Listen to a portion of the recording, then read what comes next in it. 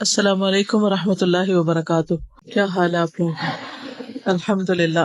تو آئیے آج ہم قربانی کے کچھ احکامات بھی پڑھ لیتے ہیں کہ اگرچہ آپ شاید خود قربانی نہ کریں، آپ کے والد کریں یا آپ کے شوہر کریں، لیکن آپ کو یہ معلوم تو ہونا چاہیے کہ اس قربانی سے متعلق ہمیں کتنی شرائط بتائی گئی ہیں، کتنی تاکیدیں کی گئی اور کتنا علم دیا گیا جس پر ہمیں عمل کرنا ہے.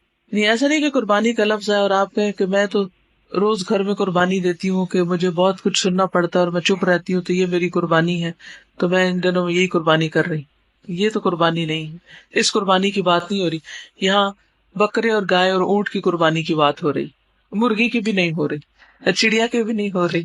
تو اس لیے جس قربانی کی بات ہو رہی ہے اس سے متعلق آپ کا دین آپ کو کیا بتاتا ہے پتا ہونا چاہیے، تاکہ آپ لوگوں کے لیے گواہ بن جائیں، لوگوں کو بتانے والے بن جائیں کہ وہ کیا کریں اور کیا نہ کریں. یہ کس میں آئے گا؟ امر بالمعروف و نہی عن المنکر. یہ نہیں کر سکتے آپ جب تک کہ آپ کو علم نہ ہو. ٹھیک ہے. تو سب سے پہلی بات تو یہ ہے کہ قربانی کرنے والا بال اور ناخن نہ کاٹے. یعنی اگر قربانی کا ارادہ ہو تو ذی الحج کا عشرہ شروع ہوتے ہی اپنے بالوں اور ناخنوں کو نہ کاٹا جائے. نبی صلی اللہ علیہ وسلم نے فرمایا، جب ماہ ذی الحجہ شروع ہو جائے اور تم میں سے کسی کا قربانی کرنے کا ارادہ ہو، اور آپ نے عشرہ کا نام لیا، اذا دخلت العشر، تو وہ اپنے بالوں اور جلد میں سے کچھ نہ لے. بالوں اور جلد میں سے، جلد کا کیا مطلب ہے؟ اسکن. یعنی بعض اوقات ناخنوں کے ساتھ کیا ہوتا ہے، وہ چھوٹی چھوٹی جلد اکھڑ جاتی ہے نا، ہوتی، یا ڈیڈ اسکن آپ کے جسم پر آ جاتی، تو لوگ مختلف طریقے سے ڈیڈ اسکن اتارتے ہیں. تو ان 10 دنوں میں نہ اسکن میں سے کچھ لے اور نہ بالوں میں سے. فلا یمس من شعرہ ولا بشرہ شیئا، دونوں چیزیں منع. صحیح مسلم کی روایت ہے. پھر اسی طرح قربانی کا اجر چاہنے والا بھی بال اور ناخن نہ کاٹے. یعنی اگر ایک شخص قربانی نہیں کر سکتا تو وہ قربانی والوں کے ساتھ اجر میں کیسے شریک ہو؟ وہ قربانی کے دنوں میں کیا کاٹے اس کے بارے میں آتا ہے. سنن نبی داؤد کی روایت ہے، عبداللہ ابن عمرو ابن العاص بیان کرتے ہیں کہ نبی صلی اللہ علیہ وسلم نے فرمایا، مجھے اضحیٰ کے دن عید منانے کا حکم دیا گیا ہے، جسے کہ اللہ عز و جل نے اس امت کے لیے خاص کیا ہے. اس امت کے لیے خاص کیا ہے. ایک آدمی نے کہا، فرمائیے کہ اگر مجھے دودھ کے جانور کے سوا کوئی جانور نہ ملے، یعنی ایک میرے گھر میں گائے بندھی ہوئی ہے جس سے میں دودھ لیتا ہوں، اس کو بیچتا ہوں، میرا روزگار ہے، یا بچوں کو پلاتا ہوں، اور وہی ہے، تو کیا میں اب اس کو ہی ذبح کر لوں؟ یا بکری ہے اور وہ دودھ دیتی ہے، تو اب کیا کروں؟ یعنی آپ کے گھروں میں تو ایسا نہیں ہے، لیکن جن کے پاس اور وہ صرف ایک ہی ہو اور اسی پہ ان کا گزارا چل رہا ہو، تو اس کے لیے تو بڑا امتحان ہے نا، کیا وہ بکری ذبح کر دے کہ نہ کرے؟ آپ نے فرمایا نہیں، وہ یہ بکری نہ ذبح کرے، دودھ والی بکری نہ ذبح کرے، بلکہ اپنے بال کاٹ لو. اب قربانی کا دن آ گیا تو کیا کرو؟ بکرا نہیں کاٹ سکتے، کیا کرو؟ بال کاٹ لو، ناخن کاٹ لو، مونچھیں تراش لو، زیر ناک کی یعنی انڈر آرمز اور انڈر لیگز کی صفائی کر لو. اللہ کے ہاں تمہاری یہی کامل قربانی ہوگی، کیونکہ یہ سنت ابراہیمی میں سے ہے، یعنی ختنہ کرنا اور مونچھیں تراشنا اور داڑھی کے بال بڑھانا اور باقی جسم کی صفائی کرنا. تو اس لیے عید کے دن انسان کو صاف ستھرا ہونا چاہیے. یہ نہیں 10 دن بھی نہیں کاٹے اور اس دن بھی اسمیل لے کے پھرتے رہیں، پھر یہ نہیں ہونا چاہیے. اپنے آپ کو صاف ستھرا کریں اور اس نیت کے ساتھ اب کریں گے. ٹھیک ہے. یعنی اگر ذرا سی بھی سستی آنے لگے تو اس سستی کو دور کر لیں گے کہ مجھے قربانی والوں کے ساتھ شامل ہونا ہے. ان کا سوال یہ تھا کہ کیا ہم اپنے بال وغیرہ اور ناخن وغیرہ عید پڑھنے کے بعد کاٹیں یا اس سے پہلے؟ تو چونکہ قربانی کا حکم نماز پڑھنے کے بعد ہے، اس لیے یہ بال وغیرہ ناخن وغیرہ بھی اس کے بعد ہی آپ کاٹیں. نبی صلی اللہ علیہ وسلم نے فرمایا، مجھے عید الاضحیٰ کے دن قربانی کا حکم دیا گیا ہے اور اللہ نے اس دن کو اس امت کے لیے عید کا دن قرار دیا ہے. ایک آدمی کہنے لگا، یہ بتائیے اگر مجھے کوئی جانور نہ ملے سوائے اپنے بیٹے کے جانور کے، یعنی اس نے بکری پالی، میری اپنی نہیں، تو کیا میں اسی کی قربانی دے دوں؟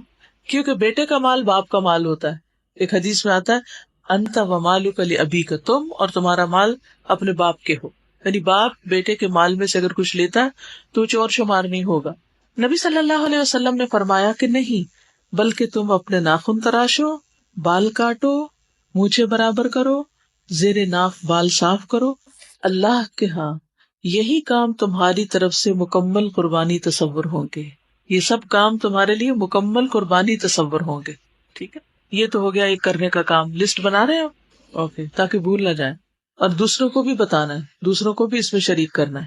قربانی کے دن روزہ رکھنے کی ممانعت ہے اگرچہ نظر مانی ہوئی ہو. مثلا اگر کسی نے یہ نظر مانی ہوئی کہ میں ہر مہینے کی 10 تاریخ کو روزہ رکھوں گی, اور 10 تاریخ کو تو عید آ گئی, تو بھی روزہ نہیں رکھ سکتے چاہے نظر مانی ہو. تو عید کے دن روزہ نہیں. عبداللہ ابن عمر رضی اللہ تعالی عنہما سے روایت ہے, ان سے ایک ایسے شخص کے بارے میں پوچھا گیا جس نے نظر مانی ہو کہ کچھ مخصوص دنوں میں روزے رکھے گا.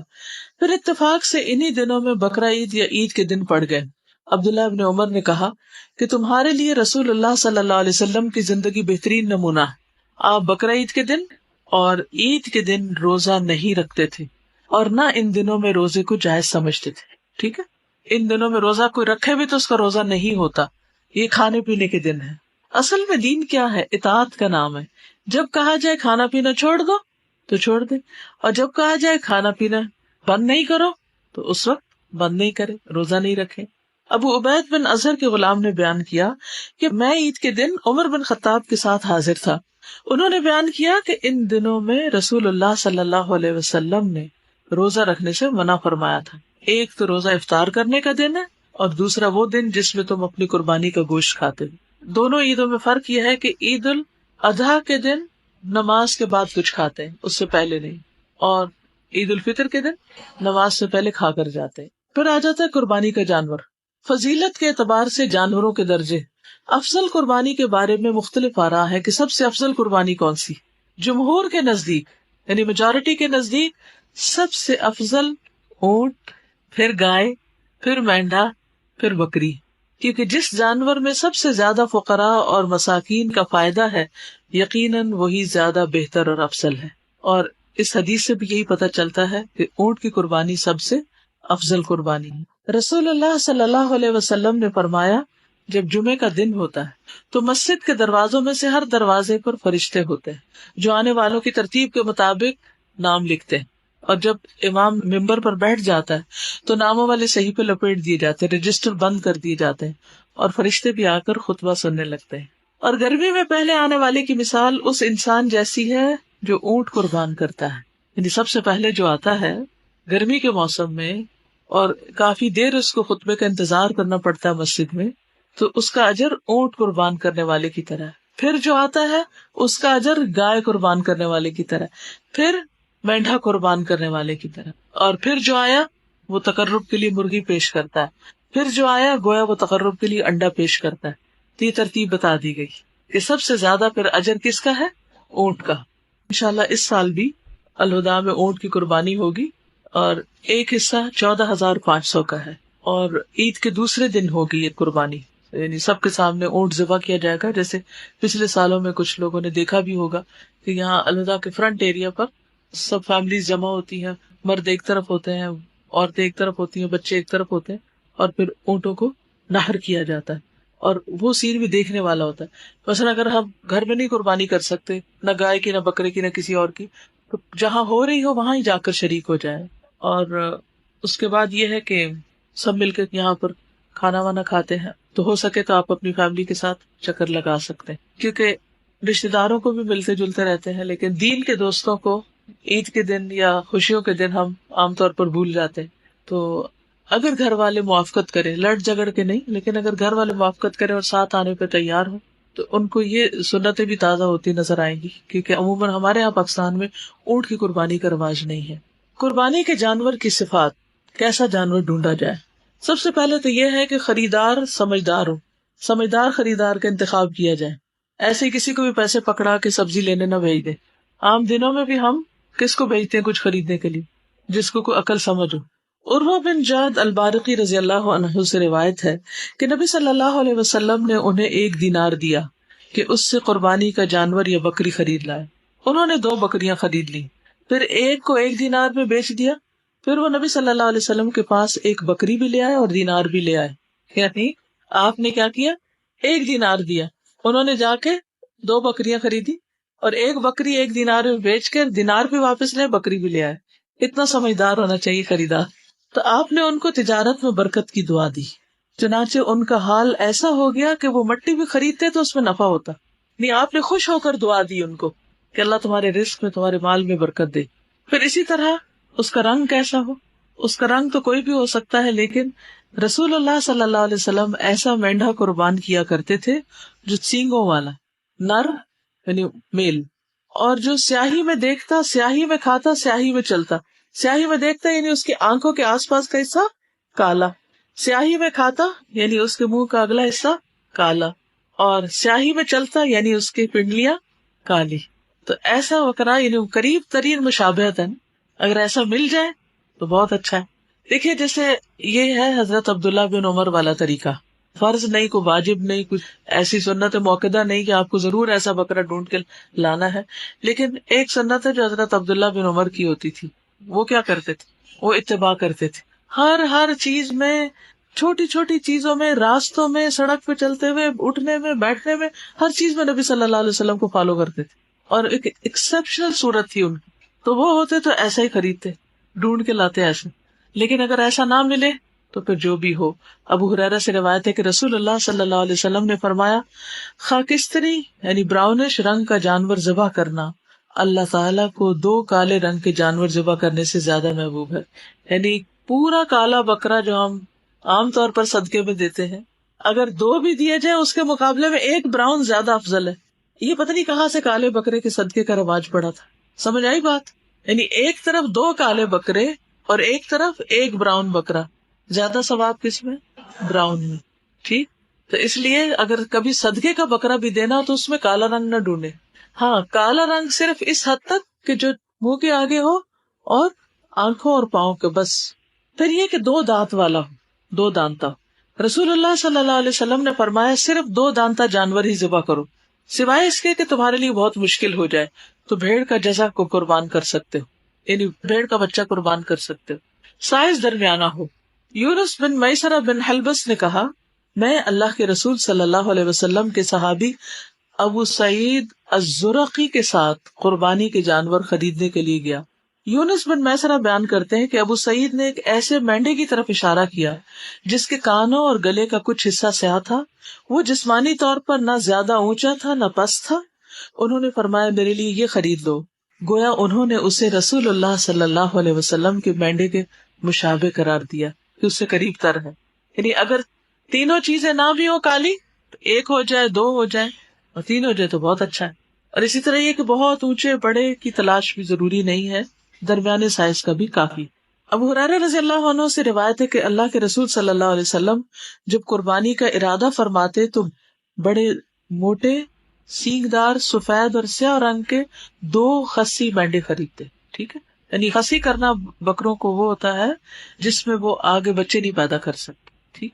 ابو سعید رضی اللہ عنہ بیان کرتے ہیں کہ رسول اللہ صلی اللہ علیہ وسلم ایسا مینڈا قربانی کیا کرتے تھے جو سینگوں والا اور نر غیر خصی ہوتا تھا. پھر اسی طرح جانور خریدتے وقت اچھی طرح دیکھ بھال کر لی جائے، غور سے دیکھا جائے.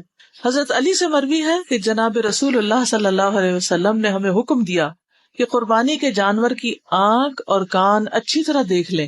ایسے جانور کی قربانی سے منع فرمایا جس کا کان آگے یا پیچھے سے کٹا ہو، جس کو کٹ نہ لگا ہو، پھٹا ہوا نہ ہو، نہ اوپر سے اور نہ نیچے والی سائڈ سے، لٹکنے والی طرف سے، یا اس میں سوراخ نہ ہو، یا وہ پھٹ نہ گیا ہو، یعنی کہیں سے بھی کٹ وغیرہ نہ لگا ہو، یا جسم کے دیگر اعضاء کٹے ہوئے نہ ہو.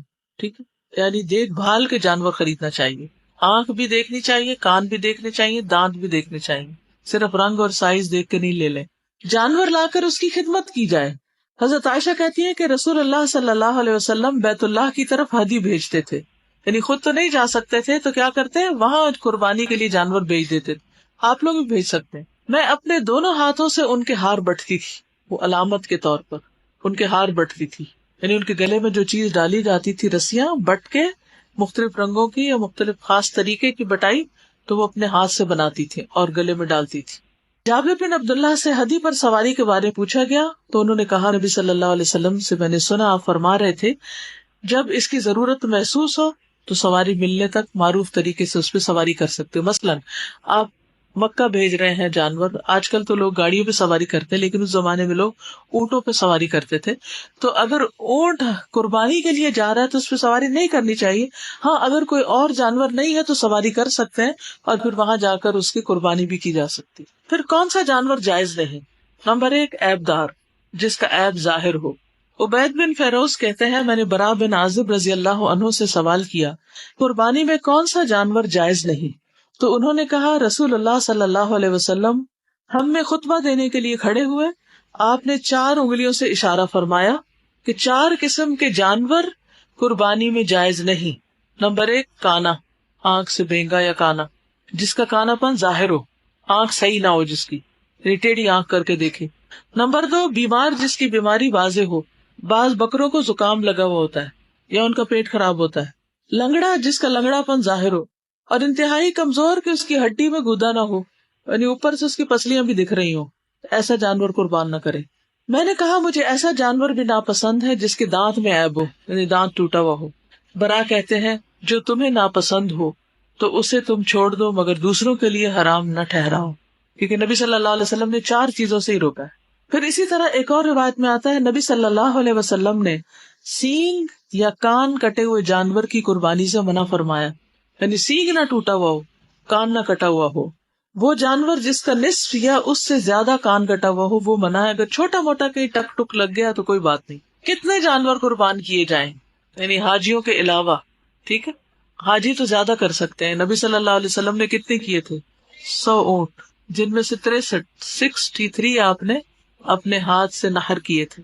کل میں نے ایک ویڈیو کلپ دیکھا جس میں ایک شخص نے کئی اونٹوں کو نہر کیا.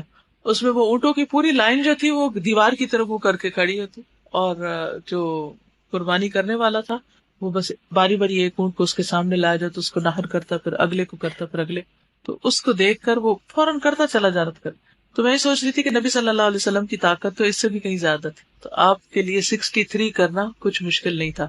ہماری بازو میں کچھ جان ہے, ہمیں تو اگر کہا جائے 63 گلاس اٹھا کے یہاں سے وہاں رکھ دو تو ہم کیا کریں, ہم تھک گئے, ہمارے بازو اکڑ گئے, تو بازو شل ہو گئے. تو کتنے بکرے ذبح کرنے چاہیے گھر میں؟ رسول اللہ صلی اللہ علیہ وسلم نے فرمایا, اے لوگو, ہر سال ہر گھر والوں پر ایک قربانی لازم ہے. ہر سال ہر گھر والوں پر ایک قربانی لازم, یہ سب کو اس میں شریک کر سکتے ہیں. ایک بکری کا سب گھر والوں کی طرف سے کفایت کر جانا. عطا بن یسار بیان کرتے ہیں, میں نے ابو ایوب سے پوچھا کہ رسول اللہ صلی اللہ علیہ وسلم کے زمانے میں قربانیاں کیسے ہوا کرتی تھی؟ انہوں نے فرمایا, ایک آدمی اپنے اور اپنے گھر والوں کی طرف سے ایک بکری قربانی کیا کرتا تھا.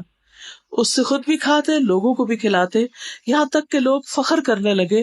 اور اس طرح تم آج کل دیکھ رہے ہو, اور آج کل بھی لوگ قربانی کے جانوروں پر فخر کرتے ہیں, ہم اتنے کر رہے ہیں, اور پھر ان کو لا کے مینڈوں اور دمبوں کے اوپر عید مبارک لکھتے ہیں, اور ان کو مہندی لگاتے ہیں, اور ان کو پھولوں کے ہار پہناتے ہیں, ان کی تصویر اتار کے فیس بک پہ ڈالتے ہیں. انا للہ و انا الیہ راجعون. یہ کہہ رہی تھی کہ ایک ٹاک شو ہو رہا تھا ریسنٹلی, اس میں ڈیزائنرز نے قربانی کے جانوروں کے دوپٹے بنائے ہیں جن کی قیمت 25,000 اور اس سے شروع ہو رہی ہے. اس سے ایک اور بکرا آ سکتا. اور اب بھی تھر میں, سندھ کے اندرونی علاقوں میں, کئی گاؤں دیہاتوں میں لوگ سارا سال گوشت نہیں کھا سکتے. تو اگر آپ کے پاس ایک اور بکرے کے پیسے تو ان کے لیے کچھ بھیج دیجیے. وہ کہہ رہی ہے کہ کچھ لوگ ان کو چاندی کا زیور بھی پہناتے, تو پھر بعد میں کیا کرتے, اگلے سال کے لیے رکھ لیتے ہیں, یا پھر وہ بھی ساتھ دے دیتے شو آف کرنے کے لیے کہ وہ بچتا بھی ہوگا ساتھ, سامری کے بچڑے کی طرح. ان کا بس چلے تو سونے کا بچڑا بنا دے. بنی اسرائیل سے کہیں پیچھے رہیں گے. صحابہ کی سنت بھی یہی تھی. عبداللہ ابن ہشام, جنہوں نے صحابہ کا زمانہ پایا, نہیں تابعی تھے, وہ اپنے تمام گھر والوں کی طرف سے ایک ہی بکری قربانی کیا کرتے تھے. ابو بکر اور عمر رضی اللہ تعالیٰ عنہ کے بارے میں مروی ہے کہ وہ دونوں اپنے گھر والوں کی طرف سے قربانی نہیں کرتے تھے, اس ڈر سے کہ کہیں اسے واجب نہ سمجھ لیا جائے. یعنی ایک میں ہی سب کو شریک کرتے تھے, الگ الگ نہیں کہ یہ امی کی, ابا کی, یہ فلاں کی, فلاں کی, ایسا نہیں کرتے تھے کہ کہیں ایسا نہ ہو کہ ان کے طرز عمل کو دیکھ کر اور لوگ بھی یہ شروع کر دیں. یعنی اتنا سمپل بنایا گیا ہے اس کو تاکہ لوگوں کے لیے مشکل نہ ہو. ایک ہے کہ اتنا تو کرو, اور ایک ہے صحابہ کا عمل کہ اگر ہم نے اسے ذرا زیادہ کیا تو لوگوں کے لیے زندگی مشکل ہو جائے گی, کیونکہ وہ اس بات کو ناپسند کرتے تھے کہ کہیں لوگ ان کے پیچھے نہ چل پڑے اس ایک نئے کام میں. ابو مسعود انصاری, یہ صحابی ہیں, کہتے ہیں کہ میں خوشحال ہونے کے باوجود اس ڈر سے قربانی چھوڑ دیتا ہوں کہ کہیں میرے پڑوسی یہ نہ سمجھ لیں کہ یہ مجھ پر واجب. تو اب ہماری تو کوئی پیروی کرنے والا نہیں ہے. اس لیے ابو سریحہ نے فرمایا میرے گھر والوں نے مجھے غلط کام پر مجبور کر دیا جبکہ مجھے سنت طریقہ معلوم ہے. ایک گھر والے ایک بکری یا 2 بکریاں ذبح کیا کرتے تھے. اب تو اگر ہم ایک بکری کی قربانی دیں تو ہمارے ہمسائے ہمیں بخیل کہتے ہیں کہ یہ بہت کنجوس ہے. یعنی ان کے زمانے میں یہ چیز مشہور ہو گئی تھی, جو ایک کرتا ہے اس نے تو کچھ کیا ہی نہیں. پھر ہے کسی اور کی طرف سے قربانی کرنا, کسی اور کی طرف سے قربانی کرنا. جی ہاں, کیا کی جا سکتی؟ جی ہاں, حضرت عائشہ کا بیان ہے کہ ہمارے پاس قربانی کے دن گوشت لایا گیا تو میں نے پوچھا کہ یہ کیا ہے. حضرت عائشہ کہتی ہے کہ قربانی کا گوشت آیا, میں نے پوچھا یہ کیا, تو لانے والے نے کہا کہ رسول اللہ صلی اللہ علیہ وسلم نے اپنی بیویوں کی طرف سے قربانی کی ہے. یعنی قربانیاں باہر کھلی جگہ پر ہوتی تھی نا, تو گوشت بنا کے آپ نے گھر بھیجا تو سب ازواج کو تقسیم ہوا. تو اس سے کیا پتا چلتا ہے کہ شوہر بیوی کی طرف سے قربانی کر سکتا ہے, اور اگر بیوی کی طرف سے کر سکتا ہے تو کیا ماں باپ کی طرف سے کر سکتا ہے. اور پھر کیا میت کو بھی قربانی میں شریک کر سکتا ہے؟ میت کو بھی شریک کر سکتا ہے. یعنی اگر انسان یہ نیت کر لے کہ یہ قربانی میری طرف سے, میرے والدین کی طرف سے جو زندہ ہیں یا جو فوت ہو چکے ہیں ان سب کی طرف سے, میری بچوں کی طرف سے ہے, تو ایسا کیا جا سکتا ہے, چاہے ایک بکری کیوں نہ, سب کو ثواب میں شریک کر لیا جائے. جی. ابو ہریرہ رضی اللہ عنہ سے روایت ہے کہ اللہ کے رسول صلی اللہ علیہ وسلم جب قربانی کا ارادہ فرماتے تو 2 بڑے موٹے سینگ دار سفید اور سیاہ رنگ کے خصی مینڈے خریدتے. ان میں سے ایک اپنی امت کے ان افراد کی طرف سے ذبح کرتے جو اللہ کے ایک ہونے اور رسول اللہ صلی اللہ علیہ وسلم کے احکامات پہنچانے کی گواہی دیں, یعنی جو شہادتین پڑھے, اور دوسرا اپنی طرف سے اور اپنی آل کی طرف سے ذبح کرتے تھے, یعنی اپنے گھر والوں کی طرف سے, ایک اتباع کی طرف سے اور ایک آل کی طرف سے. تو اس سے کیا پتا چلتا ہے کہ دوسروں کو قربانی میں شریک کیا جا سکتا ہے, لیکن جو گھر والوں کی ہے وہ گھر والوں کی ہے. آپ یہ نہیں کہہ سکتے یہ میرے گھر والوں کی طرف سے بھی اور فلاں فلاں دوست کی طرف سے, کیونکہ آپ کی سنت کیا بتا رہی, ایک بکرا آپ کیا کرتے اپنی طرف سے اپنے خاندان والوں کی طرف سے کریں, اور دوسرا امت کی طرف سے, ایک آل اور ایک امت کی طرف سے. اور آل اور امت میں کیا فرق ہے؟ آل اور اتباع کا لفظ اگر اکٹھا آئے تو کیا مطلب ہوتا ہے؟ آل سے مراد خاندان والے اور اتباع سے مراد امت, ٹھیک ہے. اور اگر صرف آل کا لفظ آ گیا ہے, اونلی آل, تو اس میں پھر سارے شامل ہو جاتے. جو طاقت نہیں رکھتے ان کو قربانی میں شریک کرنا. ابو سعید خدری کہتے ہیں کہ رسول اللہ صلی اللہ علیہ وسلم نے ایک سینگوں والے مینڈے کی قربانی کی اور فرمایا یہ میری طرف سے ہے اور میری امت کے ان افراد کی طرف سے جو قربانی کرنے کی طاقت نہ رکھتے ہوں, جو نہیں قربانی کر سکتے. کیسی دل جوئی کی آپ نے, کیسی کیئر تھی, کیسی محبت. پھر گائے اور اونٹ کے حصے کتنے ہیں؟ 2 لفظ کیوں آ رہے 7 اور 10؟ اچھا اس کا فرق بتا دیتی ہوں کہ اونٹ کے حصے 7 کب ہیں اور 10 کب ہیں, ٹھیک ہے. ابن عباس کہتے ہیں کہ ہم لوگ ایک سفر میں رسول اللہ صلی اللہ علیہ وسلم کے ہمراہ تھے. عید الاضحیٰ آ گئی, چنانچہ ہم نے 10 آدمیوں کی طرف سے ایک اونٹ اور 7 آدمیوں کی طرف سے ایک گائے مشترکہ طور پر ذبح کی. حج اور عمرے میں اونٹ کی قربانی کے 7 حصے ہیں, اس کے علاوہ 10 کیے جا سکتے ہیں, ٹھیک. یعنی حج اور عمرے کے وقت اگر آپ قربانی کریں تو پھر اونٹ اور گائے دونوں کے 7 حصے ہوں گے. ادروائز سفر میں ہو یا گھر پر ہو تو اونٹ کے 10 حصے بھی کیے جا سکتے ہیں, کیونکہ اونٹ مہنگا ہوتا ہے. جابر رضی اللہ عنہ سے روایت ہے کہ ہم رسول اللہ صلی اللہ علیہ وسلم کے ساتھ حج کا احرام باندھے ہوئے تلبیہ کہتے ہوئے نکلے تو رسول اللہ صلی اللہ علیہ وسلم نے ہمیں حکم دیا کہ ہم اونٹ اور گائے کی قربانیوں میں 7 آدمی شریک ہو جائیں, ٹھیک ہے. تو اب یہ مسئلہ واضح ہو گیا. قربانی کتنے دن کی جا سکتی ہے؟ پھر اختلاف ہو گیا 3 اور 4 کا. نبی صلی اللہ علیہ وسلم نے فرمایا ایام التشریق ذبح, ایام تشریق ذبح کے ایام ہیں. اور ایام تشریق کون کون سے؟ 14 تو نہیں, اوکے 11 12 13, یہ تو آپ الحمدللہ قرآن میں پڑھ چکے ہیں. رسول اللہ صلی اللہ علیہ وسلم نے فرمایا یوم عرفہ 9 ذی الحجہ, یوم نحر 10 ذی الحجہ, اور ایام تشریق ہم اہل اسلام کے عید کے ایام ہیں, یہ کھانے اور پینے کے دن ہیں. یعنی جو حج پر ہیں لوگ وہ ذوالحج کا کہ 9 تاریخ کا بھی روزہ نہیں رکھیں گے, ٹھیک ہے, وہ کھائیں پیئیں گے. اور 10 تاریخ کو عید ہوگی, اور 10 کے بعد 3 اگلے دن بھی جو حاجی ہیں وہ نہر کر سکتے ہیں یا قربانی کر سکتے ہیں. نبیشہ حزلی رضی اللہ عنہ بیان کرتے ہیں کہ رسول اللہ صلی اللہ علیہ وسلم نے فرمایا، ہم نے تم لوگوں کو قربانیوں کا گوشت 3 دن سے زیادہ رکھنے سے اس لیے منع کیا تھا کہ تم سب کو گوشت پہنچ جائے. اب اللہ تعالیٰ نے تمہیں وسعت دے دی ہے، غنی کر دیا ہے، بس کھاؤ، ذخیرہ کرو اور اجر کماؤ. خبردار، یہ دن کھانے پینے اور اللہ کا ذکر کرنے کے دن ہیں.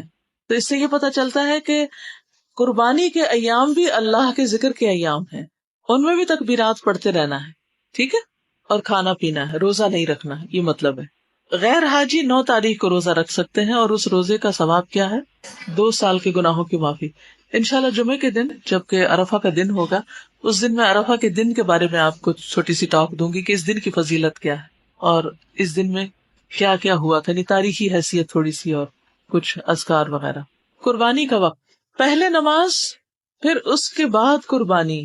جس نے نماز سے پہلے قربانی کی اس کی قربانی نہیں. ابو بردہ کہتے ہیں، ایک مرتبہ میں نے عید کی نماز نبی صلی اللہ علیہ وسلم کے ہمراہ پڑھی. پیچھے سے میری بیوی نے قربانی کا جانور پکڑ کر اسے ذبح کر لیا اور کھانا تیار کر لیا. کیونکہ عام طور پہ خواتین کو یہ ہوتا ہے نا کہ جب مرد حضرات گھر آئے تو کھانا پکا ہو. نماز سے فارغ ہو کر جب میں گھر پہنچا تو وہ کھانے کی چیز لے کر آ گئی. میں نے اس سے پوچھا یہ کہاں سے آیا؟ اس نے کہا ہم نے قربانی کا جانور ذبح کر کے آپ کے لیے کھانا تیار کر دیا تاکہ واپس آ کر آپ ناشتہ کر سکیں. میں نے اس سے کہا کہ مجھے خطرہ ہے کہ اس طرح کرنا صحیح نہ ہوگا. چنانچہ میں نبی صلی اللہ علیہ وسلم کی خدمت میں حاضر ہوا اور سارا واقعہ بتایا. آپ نے فرمایا قربانی نہیں ہوئی. جو شخص ہماری نماز سے فارغ ہونے سے قبل ہی جانور ذبح کر لے اس کی قربانی نہیں. ٹھیک ہے، اس کی قربانی نہیں. تو یہ شاید ان سے اللہ تعالیٰ نے اس لیے کروا لیا تاکہ سب کو اچھی طرح پتہ چل جائے کہ مرد حضرات کی نماز پڑھ کے واپس آنے تک جانور قربان نہیں کرنا، یعنی اس رخصت سے ناجائز فائدہ نہیں اٹھانا کہ آپ قربان کر سکتی ہیں. یعنی اس سے ایک بات یہ پتہ چلتی ہے نا کہ خواتین بھی قربانی کر سکتی. کبھی کر کے تو دیکھیں، آپ کی ہارٹ بیٹ بہت تیز ہو جائے گی، وہ جو نہیں ہو رہی نا کئی دنوں سے. قال النبی صلی اللہ علیہ وسلم من ذبح قبل الصلاة فلیعد. نبی صلی اللہ علیہ وسلم نے فرمایا جس نے نماز سے پہلے قربانی کر لی وہ دوبارہ قربانی کرے. عام گوشت اور قربانی کے گوشت کا فرق.